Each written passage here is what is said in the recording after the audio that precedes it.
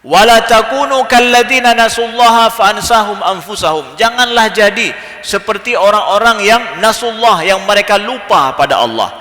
Faansahum anfusahum, maka Allah membuat mereka itu lupa diri mereka sendiri. Ulaika humul fasiqun, itulah orang-orang yang fasik.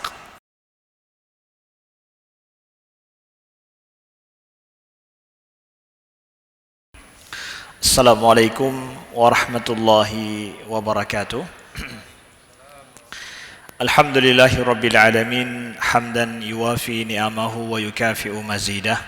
Ya Rabbana lakal hamdu kama yanbaghi li jalali wajhikal karimi wa azimi sultanik. Allahumma salli wa sallim wa barik ala sayyidina Muhammadin wa ala alihi wa sahbihi wa sallim. Subhanaka la ilma lana illa ma 'allamtana innaka antal alimul hakim. Allahumma 'allimna ma yanfa'una wanfa'na bima 'allamtana wa zidna ilma. Rabbi shrah li sadri wa yassir li amri wahlul 'uqdatam min lisani yafqahu qawli, amma ba'du. Ahibati fillah, saudara-saudaraku yang dimuliakan Allah dan dirindukan oleh Rasulullah sallallahu alaihi wasallam.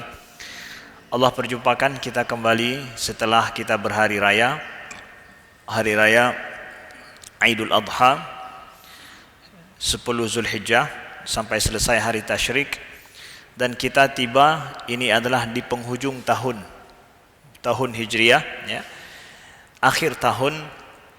Kita malam ini membahas tentang sedikit refleksi akhir tahun, ya.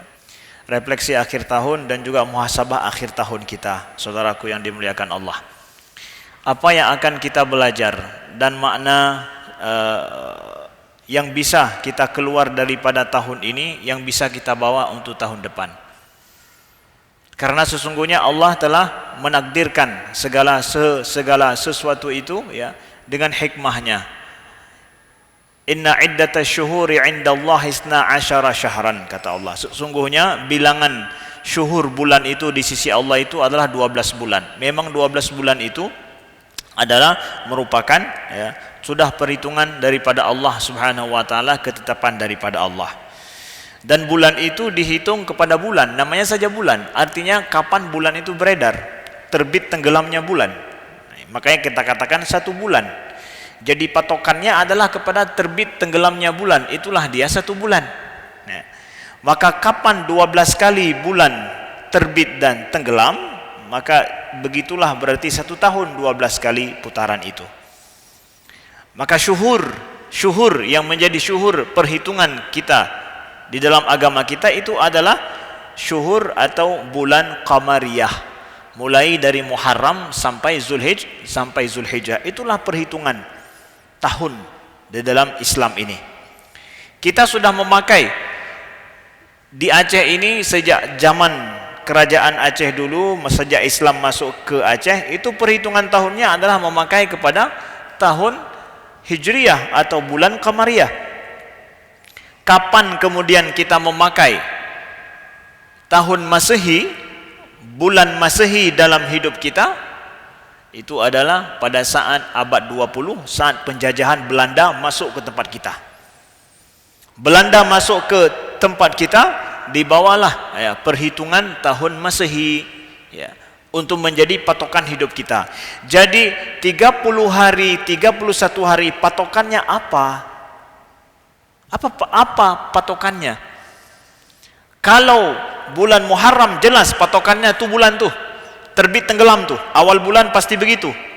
Sudah ada tandanya pada alam itu sendiri. Sudah ada tandanya langsung di alam. Maka 12 kali bulan itu terbit terbenam, maka itu 1 tahun adanya. Dan kenapa 12 bulan baru 1 tahun? Itu ketetapan Allah. Inna iddatash syuhuri 'indallahi 12 syahran. Sesungguhnya bilangan bulan di sisi Allah itu adalah 12 bulan. Udah begitu. Maka agama kita, saudaraku yang dimuliakan Allah, menjadikan bulan Hijriah atau tahun Hijriah atau bulan Qamariyah itu adalah sebagai patokan ibadah kita. Sungguh banyak sekali rugi kita ketika memakai penanggalan bulan Masehi. Kita ada namanya puasa sunnah. Kalau bulan Muharram ada puasa sunnah 10 Muharram. Kalau bulan Zulhijjah kita ada di sana puasa 9 Zulhijjah, ya, yaitu Arafah, wukuf di Arafah, itu haji kita, rukun Islam kita. Kemudian setelah itu ada hari raya, kemudian ada puasa lagi bulan Ramadan. Ibadah kita itu semuanya adalah berpatokan kepada penanggalan tersebut. Ketika saya menghitung hari-hari saya dengan tanggal tersebut, saya sedang menghitung apa yang wajib pada saya bulan ini, apa yang sunnah saya lakukan pada hari ini. Ada puasa putih setiap bulan, tanggal berapa? Tanggal 13, 14, 15 setiap bulan itu. Nah, tapi puasa putih itu jatuhnya tanggal 1, tanggal 2 Desember misalkan. Jadi enggak terasa, hilang sama kita. Enggak terbaca sama kita ibadah itu. Enggak terbaca sama kita. Nah, karena itu ruginya kita. Dan zakat juga, patokan kita bayar zakat satu bulan itu adalah dengan menghitung pada bulan Hijriah. Bulan tahun Hijriah. Satu tahun 2,5 itu menurut penanggalan tahun Hijriah, bukan Masehi. Kalau Masehi beda harinya, lebih banyak hari Masehi.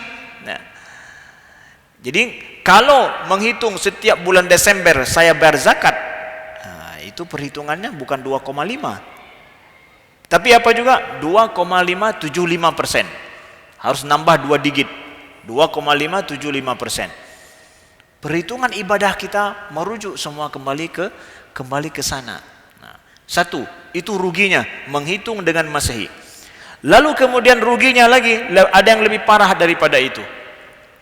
Pada saat kita menghitung sejarah hidup kita, kembali semua kepada tahun Masehi, dan semua tanggal-tanggal itu sudah ada sejarahnya. Sedangkan Hijriah 1 Muharram, 12 Rajab, kemudian itu semua tidak ada sejarahnya dalam hidup kita.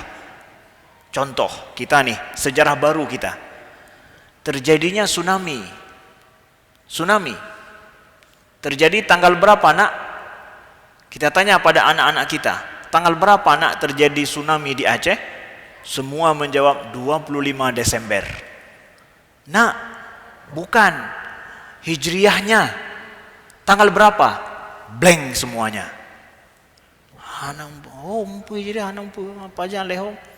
Punya belum puasa aja dah kira, punya kan belum puasa, anak orang kira.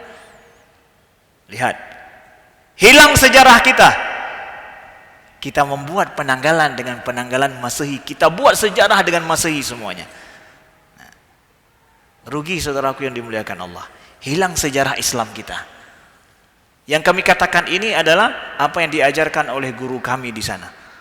Sungguh merugi umat Islam, hilang sejarah dalam Islam.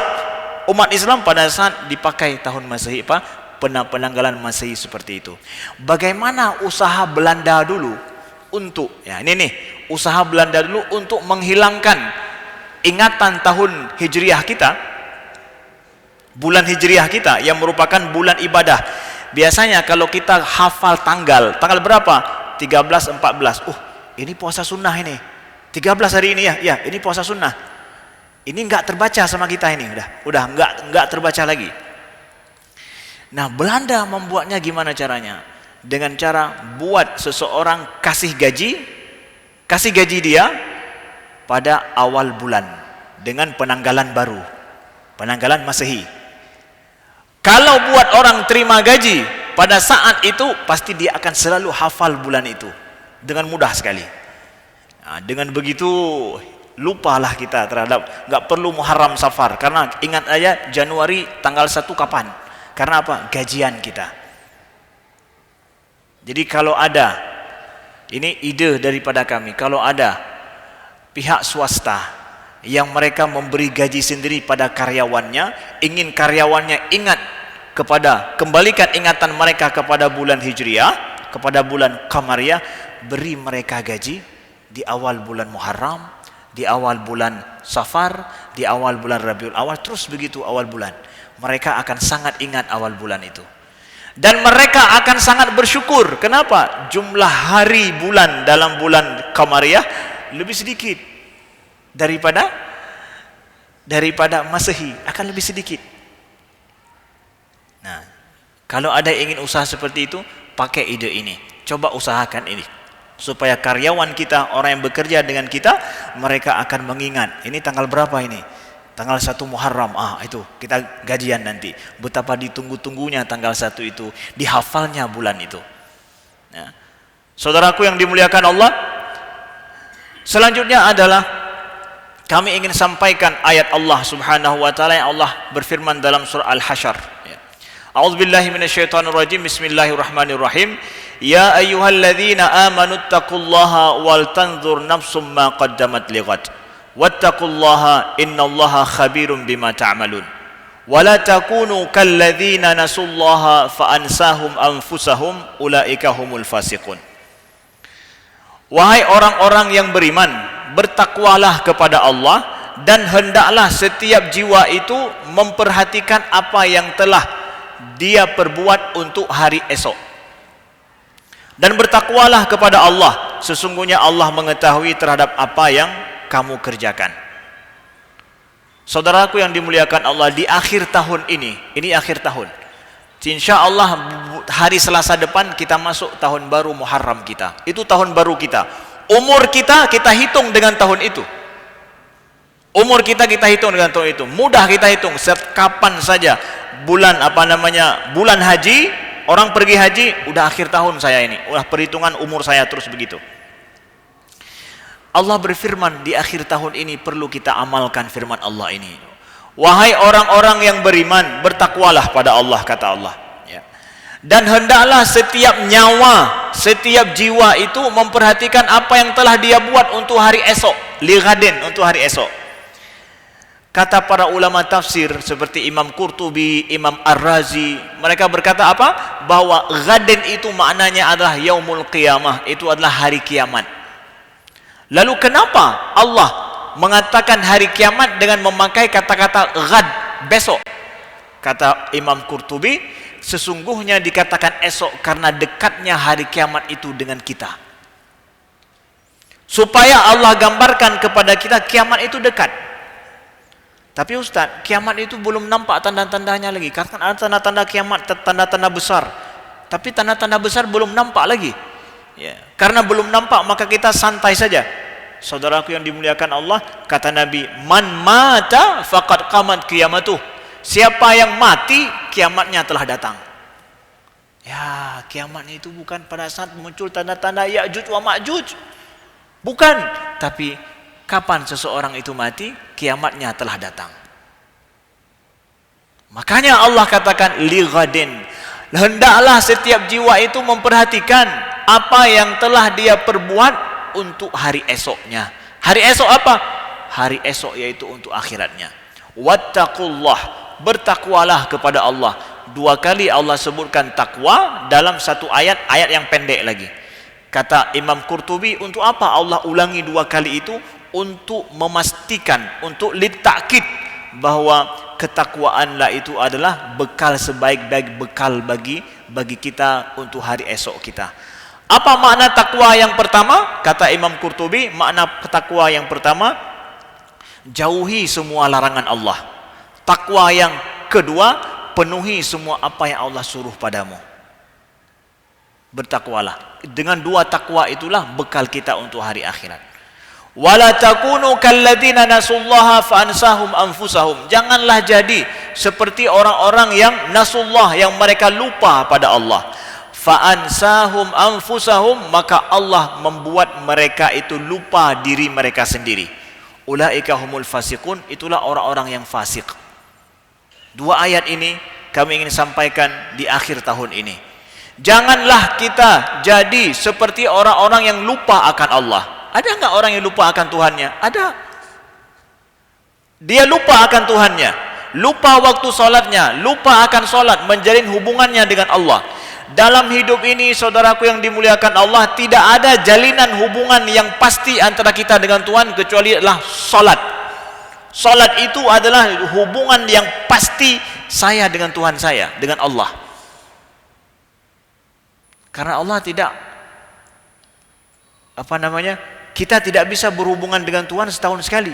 Karena kita butuh kepada Tuhan, kita butuh kepada Allah. Setiap hari kita menjalin hubungan dalam apa? Dalam salat kita.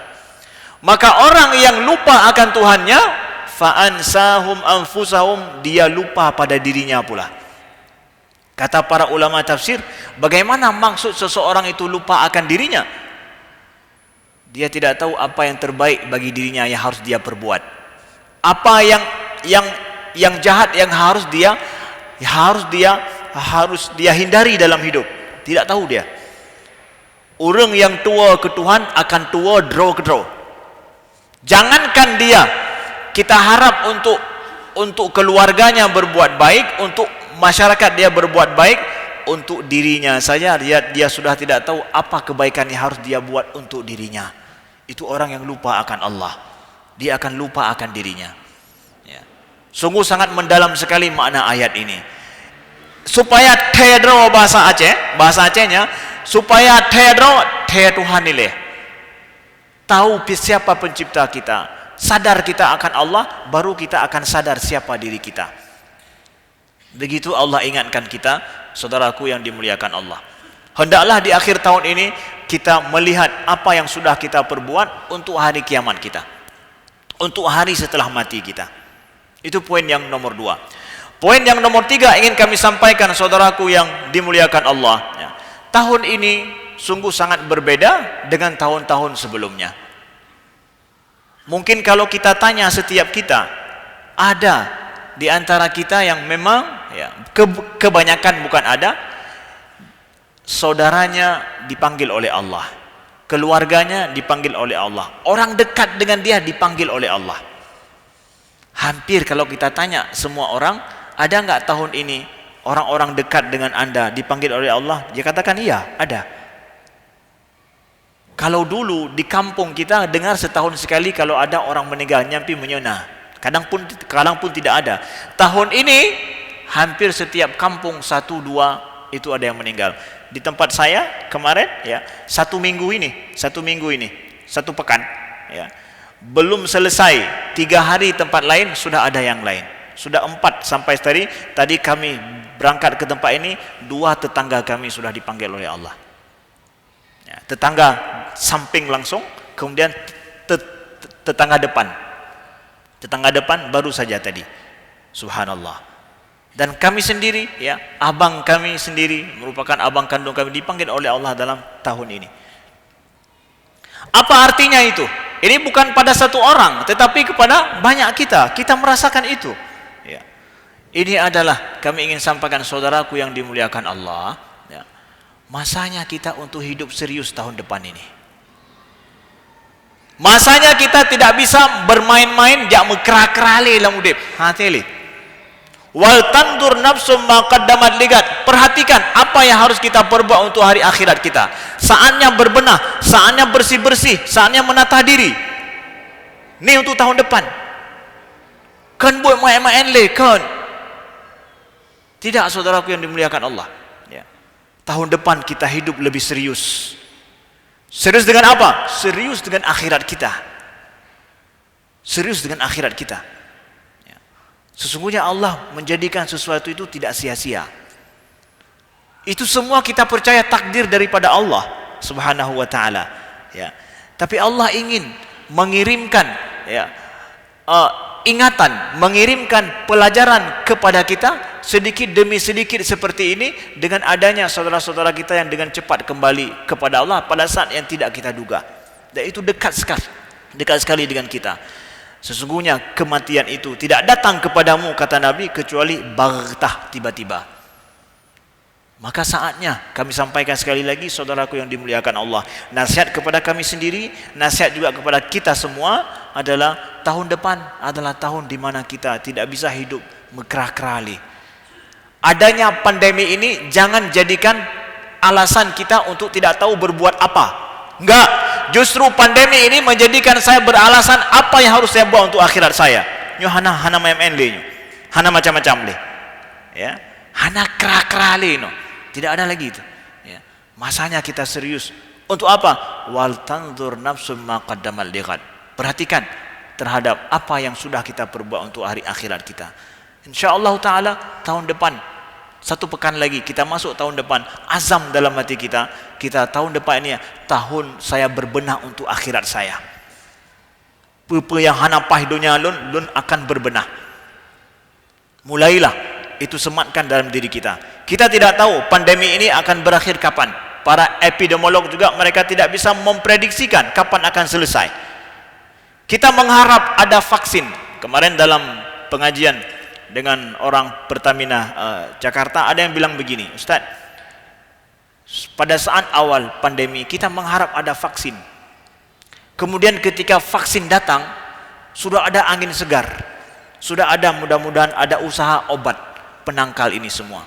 Tapi kemudian dengan takdir Tuhan, ternyata adalah muncul varian baru yang lebih ganas daripada yang sudah ada. Ini apa Ustaz? Kenapa begitu? Kenapa harapan kita untuk ini tampaknya semakin jauh? Saudaraku yang dimuliakan Allah, itu semua di luar prediksi manusia. Supaya kita paham bahwa hidup kita itu enggak ada dalam kendali manusia. Itu adalah dalam kendali Allah semata. Bahkan Rasulullah SAW dalam hidup beliau menghadapi kondisi yang kondisi beliau itu adalah jelas bukan sesuatu yang beliau ketahui. Semua itu juga di luar daripada prediksi Nabi SAW. Coba lihat, terjadi musibah dalam hidup Nabi Muhammad SAW. Ya, banyak sekali musibah terjadi dalam hidup Nabi. Nabi SAW bernama atau dijuluki dengan Abul Qasim. Anak beliau yang laki-laki pertama bernama Qasim meninggal di waktu kecil. Anak pun meninggal. Kemudian Abdullah, anak beliau laki-laki juga meninggal. Ya. Kemudian anak beliau yang perempuan Zainab. Ya.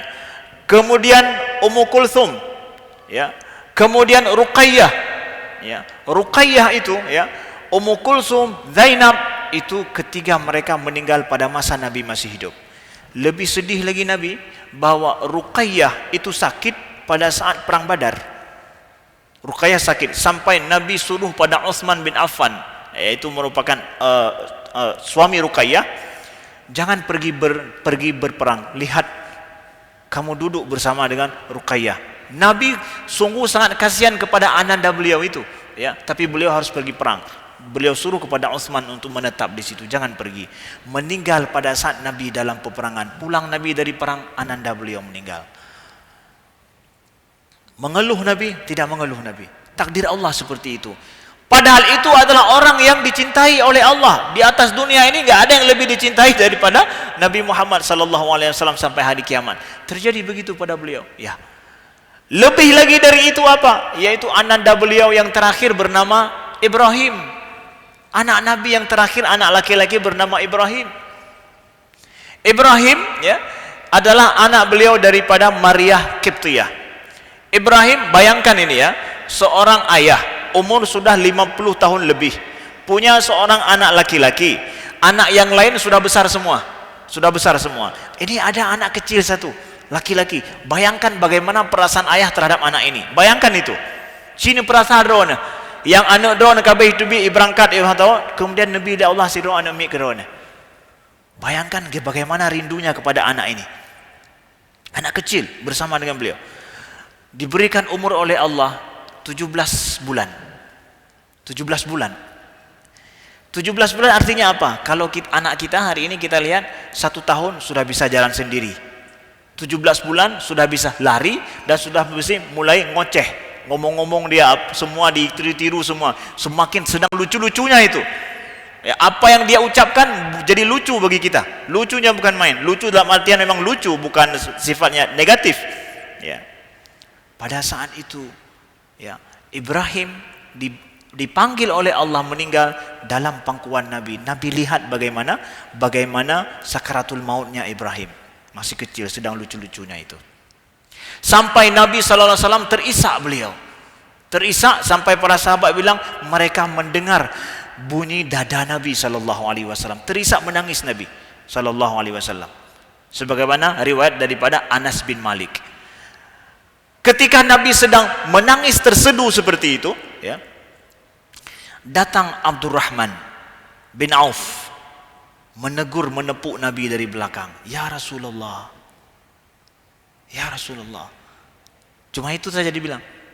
Maknanya apa? Ya Rasulullah, kenapa engkau menangis begitu? Ya, lain dah lagu apakan pait nak klik menan. Ya. Nabi bilang apa? Innal aina tadma wa innal qalb yahzan wala naqulu illa ma yarda rabbuna wa inna li firaqika ya Ibrahim la mahzunun, kata Nabi. Sungguh air mata berderai, kata Nabi, dan hati ini bersedih. Ya. Dan kami tidak mengucapkan kecuali apa yang diridhoi oleh Allah. Nah, walaupun sedih begitu, tapi Nabi tidak mengucapkan kecuali sesuatu yang diridhoi oleh Allah. Tidak mengomel, tidak memaki-maki, tidak. Itunya adab seorang muslim. Nah. Wa inna li firaqika ya Ibrahim la mahzunun. Sungguh kami berpisah denganmu wahai Ibrahim sangat sedih, kata Nabi. Itu beliau ucapkan sendiri. Sungguh wahai anakku Ibrahim, kami berpisah denganmu, sungguh kami sangat sedih. Berderai air mata Nabi sallallahu alaihi wasallam. Ya. Dan Nabi katakan, inilah dia rahmah. Ini adalah kasih sayang. Jadi Nabi sampai perasaan beliau seperti itu, kenapa? Kasih sayang. Tidak salah. Kalau harus menangis saat bersedih, menangislah. Kemudian pada saat harus tertawa, saat gembira, tertawalah. Yang jangan sebaliknya. Tidak sesuai dengan fitrah itu. Tidak dilarang dalam Islam menangis karena sedih, tapi ridho dengan takdir Allah. Ya, lihat itu terjadi dengan orang yang paling dikasihani oleh Allah Subhanahu Wa Taala. Kalau boleh kita mengandai-andai dengan pikiran jahil kita, kan lebih baik enggak usah dikasih Ibrahim aja pada Nabi. Lebih baik tidak lahir saja daripada sampai seperti itu. Nabi membuat Nabi bersedih sekali. Tapi begitulah takdir beliau alami. Ya, takdir beliau alami. Apa yang ingin kami sampaikan, saudaraku yang dimuliakan Allah? Yang seperti ini akan terjadi dengan kita, siapa saja kita. Mungkin tahun depan, mungkin 2 tahun yang akan datang, wallahu alam, kita tidak tahu. Pada saat itu terjadi, saudaraku yang dimuliakan Allah, percayalah pada takdir Allah. Percayalah bahwa di belakang daripada itu, ya, jangankan saya, jangankan kita ini hamba Allah yang dhaif, yang tidak ada apa-apanya di mata Allah, yang Allah cintai saja harus mengalami perasaan sedih seperti itu menghadapi takdir. Iya. Dan itu boleh terjadi kapan saja kepada kita, saudaraku yang dimuliakan Allah. Nah, kemudian yang poin yang nomor 3 adalah ketika Allah memberikan kepada kita, saudaraku yang dimuliakan, suatu kejadian dalam hidup dengan sesuatu yang tidak kita sangka, yang kadang menurut kita itu tidak baik, padahal itu baik di sisi Allah Subhanahu Wa Taala. Allah kadang memberikan suatu kebaikan kepada hambanya, dikira oleh hamba itu sesuatu yang tidak baik baginya kadang. Contoh terjadi dengan Sayyidina Umar. Banyak contohnya sebenarnya, tapi kita kisahkan terjadi dengan Sayyidina Umar bin Khattab radhiyallahu anhu. Sayyidina Umar dalam doa beliau itu, ya, doa beliau itu adalah beliau meminta supaya meninggal syahid, beliau meninggal di Madinah. Beliau meminta kepada Allah, ya Allah, supaya beliau kalaupun meninggal, beliau itu meninggal di kota Nabi sallallahu alaihi wasallam. Kenapa? Karena rindunya beliau kepada Nabi dan kepada Abu Bakar.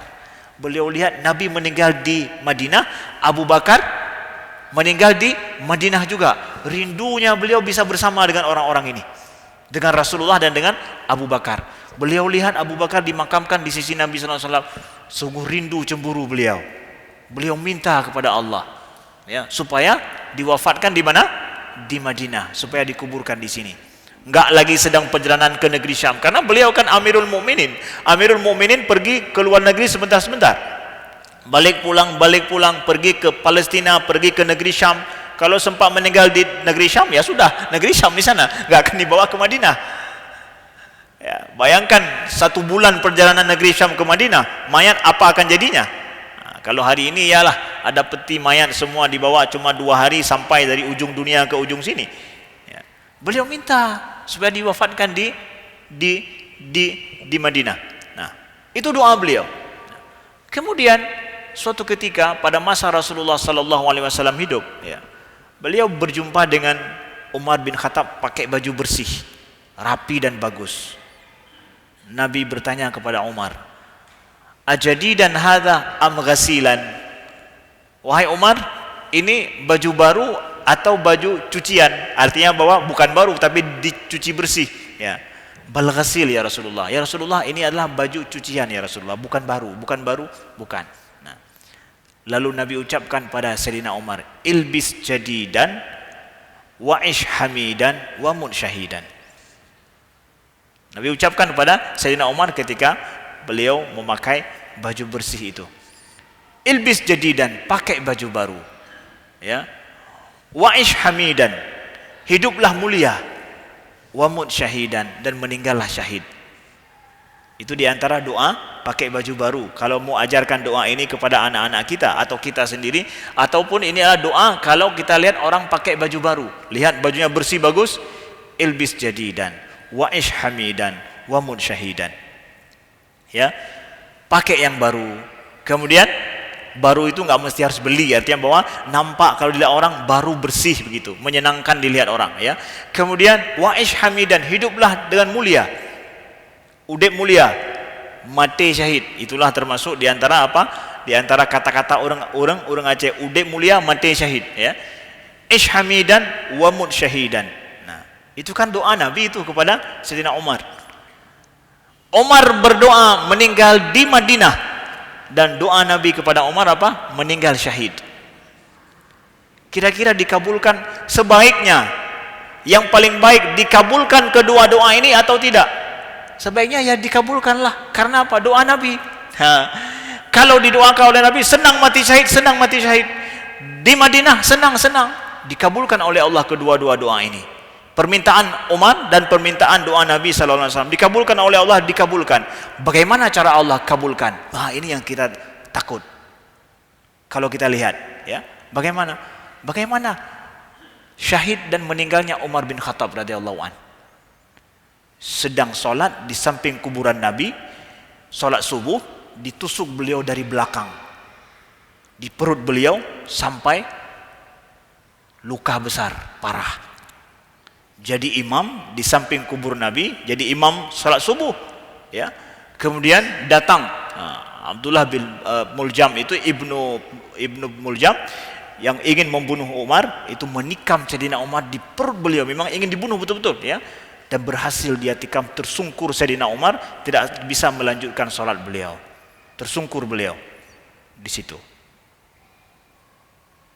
Ya. Berapa hari kemudian beliau meninggal. Terkabulkan doa beliau enggak? Kan minta meninggal. Di mana? Madinah. Diminta meninggal apa? Syahid lagi. Tapi kalau begitu gimana? Siap enggak? Boleh jadi menurut kita nampaknya, aduh, tapi itu Allah menginginkan kebaikan pada kita. Begitu musibah yang terjadi dalam hidup saudaraku yang dimuliakan Allah. Kalau kita cerita hanya kematian Sayyidina Umar seperti itu, kita katakan musibah itu. Wah, musibah itu. Mengerikan sekali, mengenaskan sekali. Coba lihat ke belakang. Beliau minta meninggal di Madinah, di dekat Nabi SAW. Nabi mendoakan beliau meninggal syahid. Ya. Bisa tidak meninggal syahid sambil sholat? Oh enggak lah, meninggal syahid kan sambil perang. Meninggal syahid sambil perang. Kalau mau meninggal syahid saja enggak di Madinah, ya pergi perang sana. Kemana? Negeri Syam, Persia, pergi ke sana. Enggak akan syahid di Madinah. Mau pilih mana? Di Madinah tapi syahid. Gimana caranya? Terjadilah seperti itu. Jangan nilai dengan bagaimananya. Allah memberikan kebaikan kepada kita, saudaraku yang dimuliakan Allah. Sebuah kebaikan di belakang itu, walau menurut kita nampaknya menyedihkan sekali. Begitulah tabiat daripada musibah yang ada bagi seorang mukmin. Makanya sabda Nabi SAW, ajaban li amril mu'min, inna amrahu kullahu lahu khair. Ajaib perkara orang mukmin. Semua perkara bagi orang mukmin itu segalanya adalah baik adanya. Kalau terjadi kepada sesuatu yang menggembirakan, dia bersyukur, itu baik baginya. Kalau terjadi sesuatu yang susah baginya, dia bersabar, itu baik pula baginya.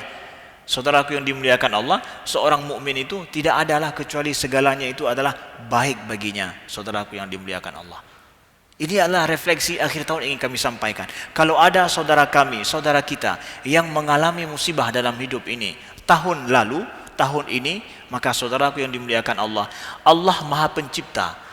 Yang namanya pencipta lebih daripada memiliki.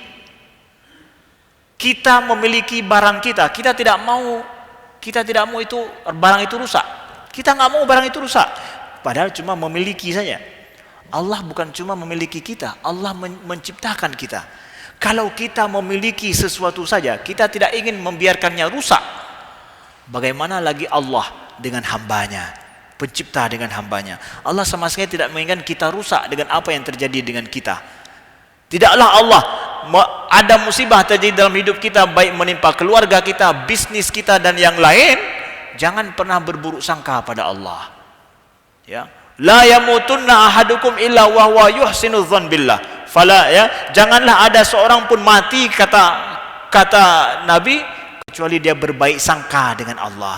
Bagaimanapun kejadian kematian, musibah yang terjadi, berbaik sangkalah kepada Allah. Karena tidak ada pencipta yang menginginkan kerusakan pada ciptaannya. Tidak ada. Allah menginginkan kebaikan. Adakah Allah menginginkan kerusakan bagi Sayyidina Umar, biar binasa hidupnya, biar binasa akhiratnya dengan kejadian itu? Enggak. Allah menginginkan kebaikan yang lebih besar di belakang daripada itu.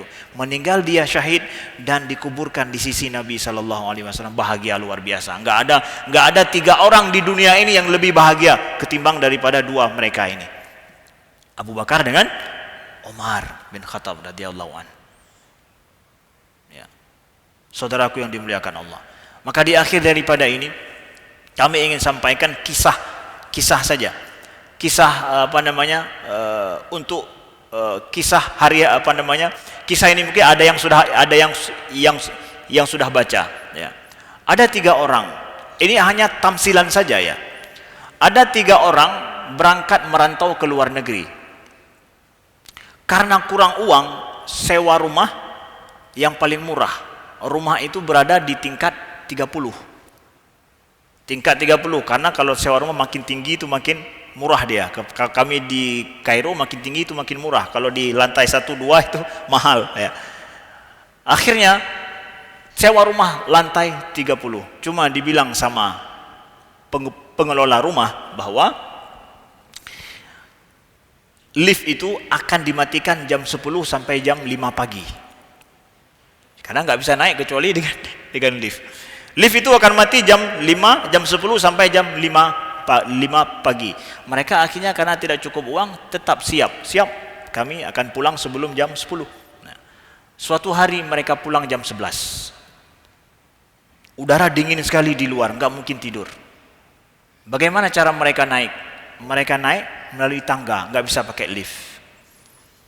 Bicara mereka, cara kita naik, bagaimana supaya sampai ke lantai 30 tanpa capek? Suruh yang nomor 1, kamu bercerita sampai lantai 10. Nomor 2, cerita dari lantai 11 sampai 20. Yang nomor 3, cerita dari 21 sampai 30. Pokoknya cerita, supaya sambil naik santai. Ya. Ceritalah yang nomor 1. Ceritanya adalah heboh. Pokoknya gembiranya bukan main, lucunya luar biasa. Itu yang cerita nomor 1. Dia cerita ketika naik tangga 1 sampai 10. Nggak terasa capek mereka. Lalu kemudian yang nomor 2, ceritanya dari lantai 11 sampai lantai 20. Serius bukan main. Jadi ceritanya itu nggak ada lucunya, nggak ada sedihnya, serius ceritanya. Lalu pada lantai 21 sampai lantai 30, ceritanya sedih bukan main. Sedih ceritanya, sampai nangis, sampai mereka nggak sanggup naik lagi. Sedihnya bukan main. Pas sampai di lantai 30, kata dia, ada yang lebih sedih lagi. Apa?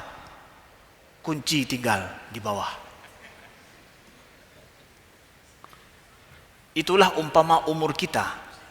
Pada saat muda begini, lucu bukan main. Ketika umur sudah mulai 40-an, mulai serius.